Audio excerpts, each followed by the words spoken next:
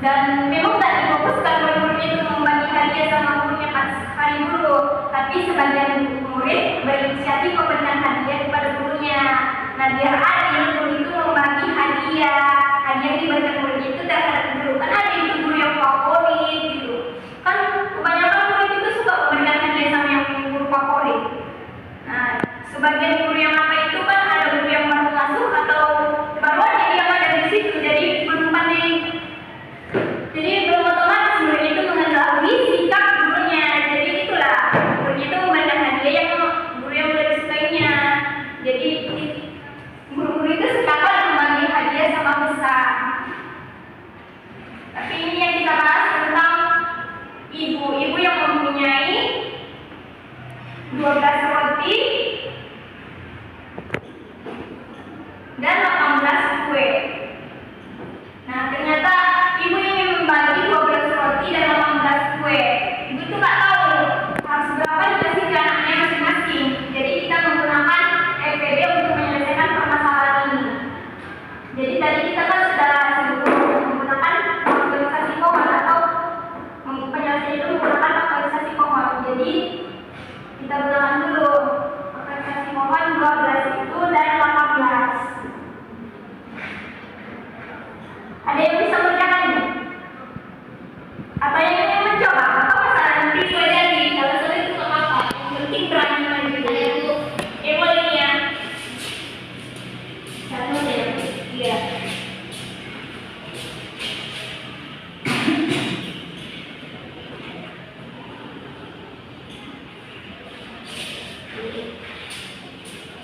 Bagus ya yang bersini ya. Bagus deh. Oke, benar ya. Sekarang itu 18. 18 dibagi berapa ini? 2. 18 bagi 2 berapa? 9. Habis itu bagi berapa lagi? 3. 3 dibagi 3. 3 berarti 9 ya? Ya, berarti 3 1. Oke, gampang berarti ya. Jadi faktorisasi prima dari 12 itu 2 pangkat 2 kali 3. Faktorisasi dari 18 berapa? 2 kali 3 pangkat 2. Jadi EPD-nya 2 dan 3. Jadi EPD itu kita mengalihkan sebuah faktor prima yang sama dengan mengambil pangkat yang terkecil. Ini kan ada faktorisasi prima dari 12 dan 18, ada yang sama 2 dan 3. Jadi kita ambil pangkat yang terkecil untuk menentukan EPD-nya. Jadi berapa? 2 dan 3, Bu. Oke, benar sekali ya. 2 dikali 3 berarti EPD-nya itu sama dengan 6.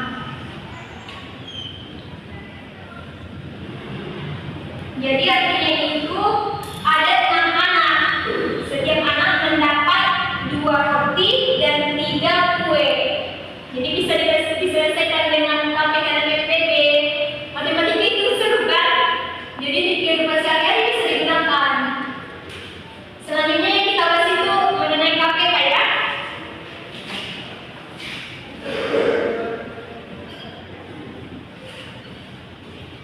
Apa tadi pengertian dari KPK? Penyampaian kecil. Jadi ini sama juga penyelesaiannya dengan FPD, tapi ini nanti diambil faktor persekutuan terkecil. Misalnya ini digunakan untuk membagi kain dan kebutuhan sehari-hari. Membagi kain panjangnya itu berapa meter? Misalnya 15 meter dan 25 meter.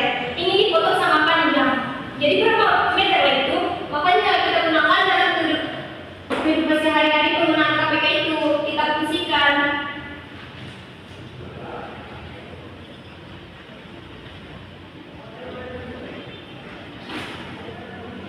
Oh salah ya, salah tadi contohnya itu ternyata contoh soal FPD, maaf ya.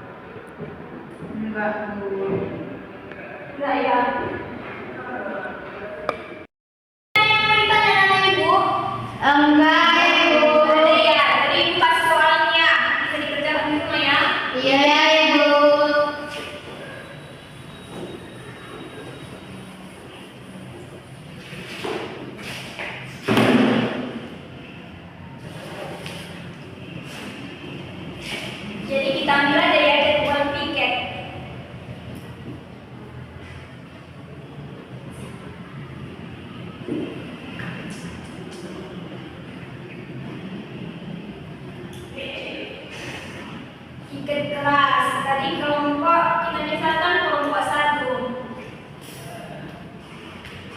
Setiap 3 hari.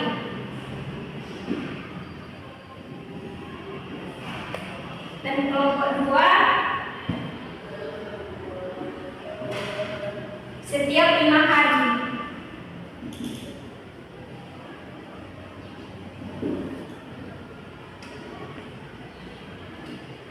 Jadi ibu di sini nggak menentukan mencari KPK atau FPB, dari sendiri yang mencari apa yang mau mencari FPB atau KPK dalam soal ini ya. Iya, ibu.